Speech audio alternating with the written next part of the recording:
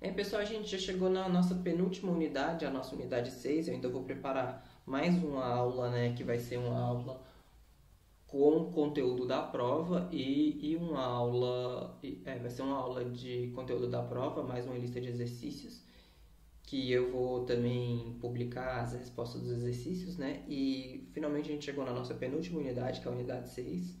E após que a gente vai estudar as reações de neutralização, né?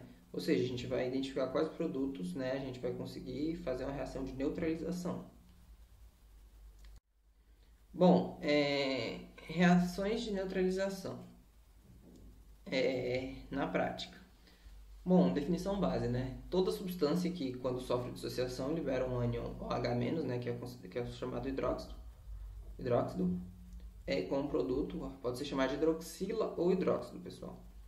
Os ácidos carboxílicos são responsáveis pelos desagradáveis odores que exalamos após um dia quente, né?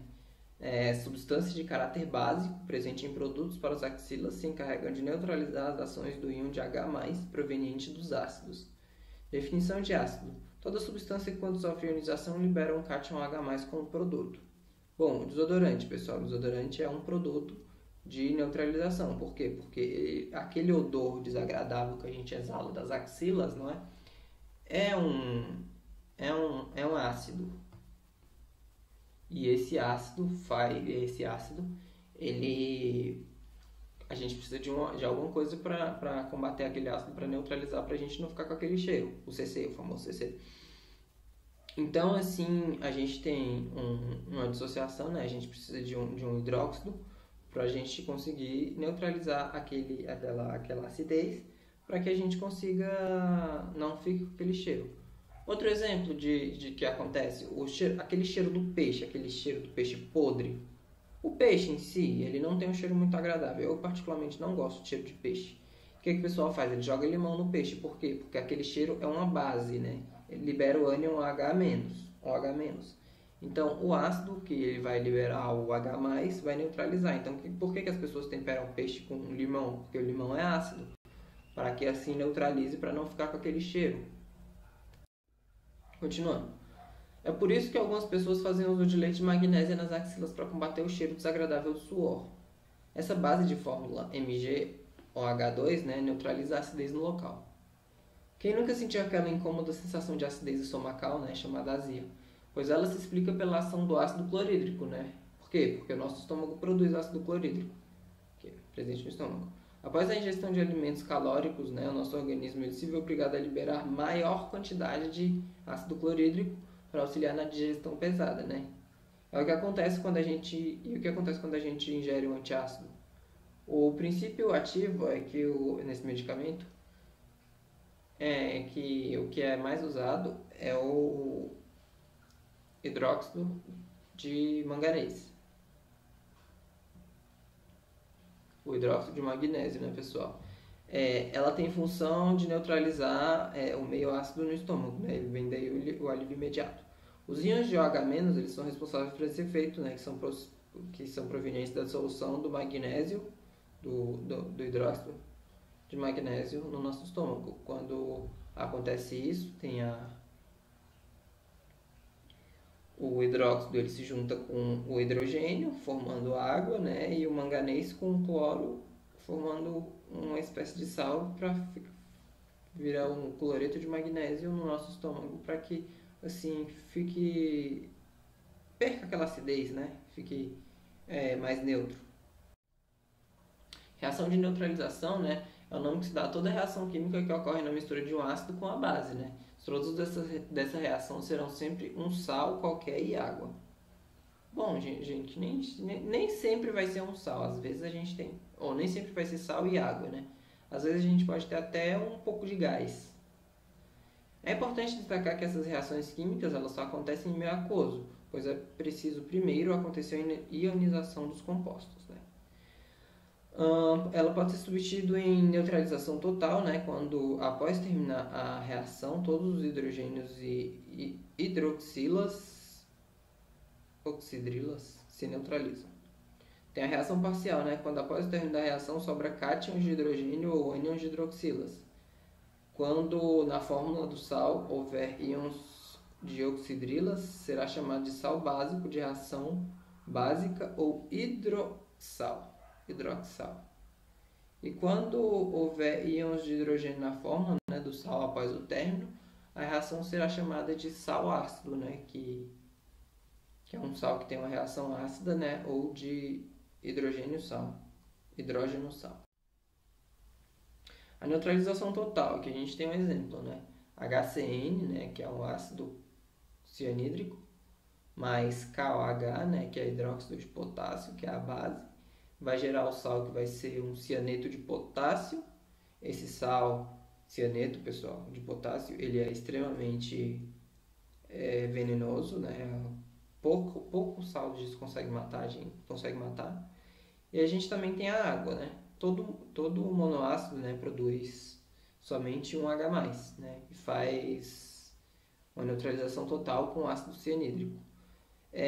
Há muitos outros monoácidos, como por exemplo o ácido clorídrico, que é o HCl, ácido bromídrico, que é o HBr, ácido clórico, né, que é o HClO3, ácido hipofosforoso, que é o H3PO2, entre outros, né? E a gente também tem os diácidos, triácidos, tetraácidos, que também podem fazer uma neutralização total. A gente tem aqui um exemplo, né, do ácido hipofosforoso, juntamente com 3 hidróxidos de sódio, onde vão liberar 3 moléculas de água, mais um sal chamado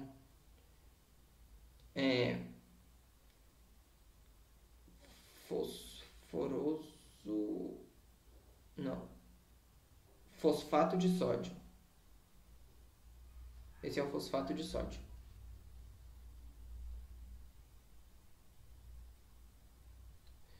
Pessoal, esse não é o ácido hipofosforoso, esse é o ácido hipofosfárico.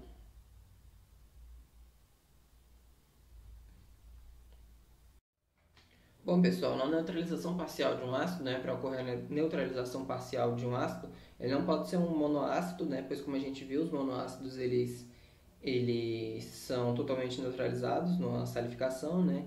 Então, somente os diácidos, triácidos e tetrácidos podem fazer as neutralizações parciais. Nesse caso, a gente tem um ácido carbônico mais um hidróxido de sódio, não é uma soda cáustica, ele vai se transformar em água, mas esse aí é o carbonato de sódio, pessoal.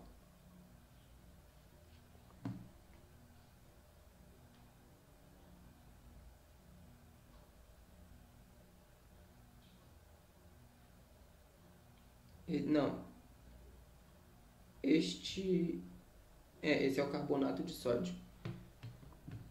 Note-se que 1 mol de ácido carbônico reagindo com 1 mol de hidróxido de sódio, né, faz uma neutralização parcial, produzindo um sal ácido, né, no caso, carbonato ácido de sódio, ou mais popularmente conhecido como bicarbonato de sódio. Né? Na verdade, teriam que reagir 2 mols de hidróxido de sódio para ocorrer uma neutralização total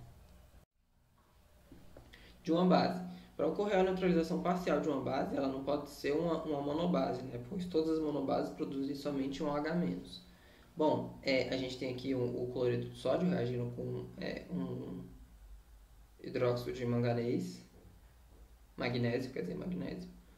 E no caso, quando ele reagir uma vez, né, ele vai gerar a água mais um hidróxido de manganês clorídrico. Ao reagir um mol de ácido clorídrico, né, em um mol de magnésio, de hidróxido de magnésio, é formado um sal básico, né, no caso o cloreto básico de magnésio ou hidroxicloreto de magnésio.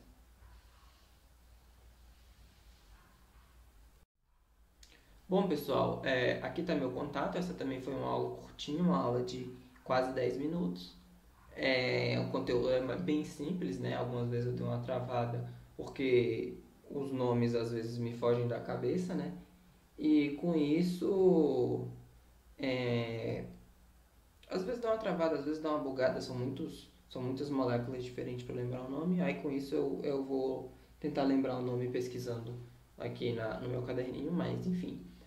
Meu contato de professor, meu e-mail, meu WhatsApp, caso vocês tenham alguma dúvida, caso vocês queiram tirar uma dúvida melhor comigo. E essa foi a nossa penúltima aula do livro. Eu vou montar a prova e vou montar uma aula só com o conteúdo da prova, tirando o conteúdo desses slides que eu estou montando agora, né? Vai ser uma aula mais por cima. Essas aulas dos slides, elas estão um pouco mais aprofundadas do que eu vou abordar no meu slide de aula pré-prova.